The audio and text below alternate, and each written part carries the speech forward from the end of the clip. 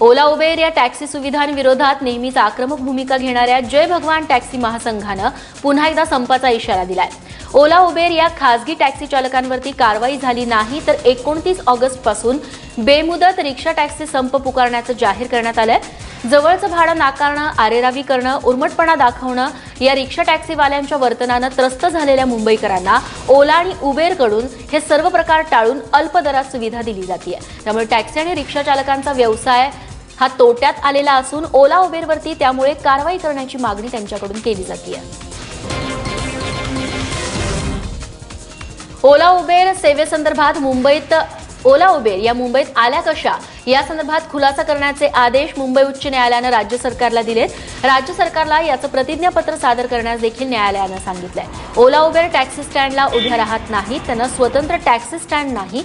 असं असताना त्यांना नेमके कोणते नियम लागू होतात, कोणत्या कायद्याखाली त्यांना मुंबईत परवानगी देण्यात आली अशी विचारणा देखील न्यायालयाने केली आहे।